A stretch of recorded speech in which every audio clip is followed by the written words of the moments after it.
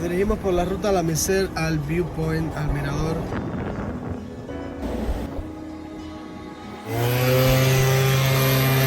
Lo mejor que puede pasar para el audio.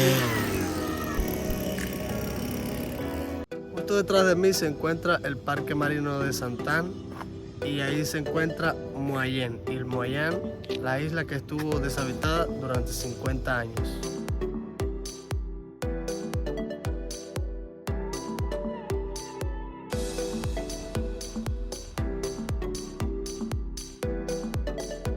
Quédate hasta el final del video para que conozcas esta historia.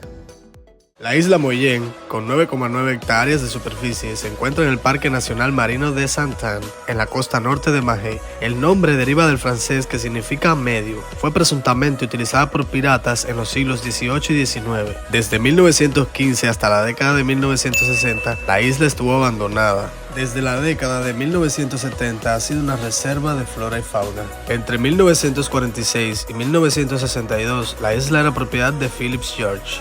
Él y su esposa Vera George vivieron en la isla durante sus primeros años. Una vista y una playa fueron nombradas en su honor, quien pasaba sus días en la propiedad mientras su marido trabajaba en Mahé, a 4.5 kilómetros en la isla principal. Philip y Vera eran muy hospitalarios e invitaron a un editor de periódico británico a cenar. Cuando este les propuso comprar su isla, después de una larga cena, se llegó a un acuerdo.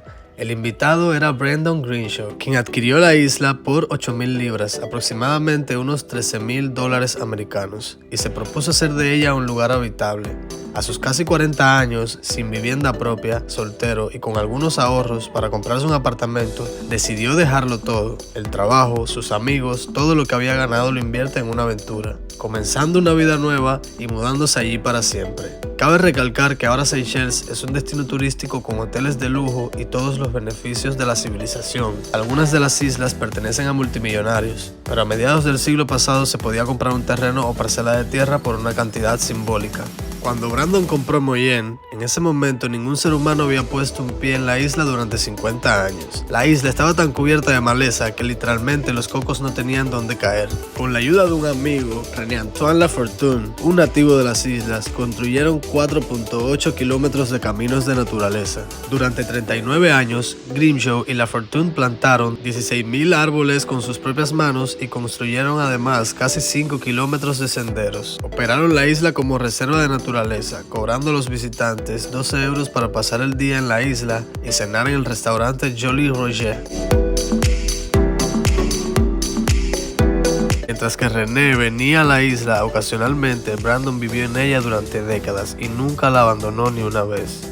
En 2007 René murió y Brandon se quedó solo en la isla. Tenía 81 años, atrajo a 2.000 nuevas especies de aves e introdujo más de un centenar de tortugas gigantes terrestres de Aldabra, que en el resto del mundo ya estaban al borde de la extinción. En 2012, según Greenshaw, la más vieja tenía 76 años y fue nombrada Desmond en honor a su ahijado. Después de 20 años de persistencia, gracias a los esfuerzos de Greenshaw, logró su objetivo de convertir Moyenne en un parque nacional propio, consiguiendo así dicho estatus. Un an après qu'il ait un statut en réserve spéciale, le gouvernement à présent déclare Île Moyenne comme un parc national. C'était souhait propriétaire de ces îles, M. Brendan Greenshaw. Gracias a los esfuerzos de este señor, al cual apodaron Robinson en alusión al personaje ficticio de la novela homónima de Robinson Crusoe, un náufrago inglés que pasa 28 años en una isla remota, la isla, una vez desierta, se convirtió en un paraíso y es ahora el hogar de 2/3 de la fauna de las Seychelles.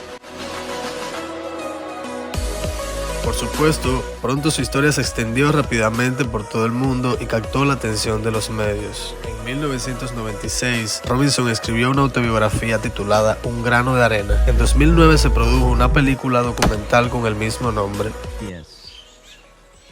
This is what I want. This is the place. En 2010, el príncipe de Arabia Saudita le ofreció la cifra de 50 millones por la isla. Quería construir un resort de gran escala, pero Brandon se negó, aludiendo: no quiero que la isla se convierta en el lugar de vacaciones favorito de los ricos. Mejor que sea un parque nacional que todos puedan disfrutar.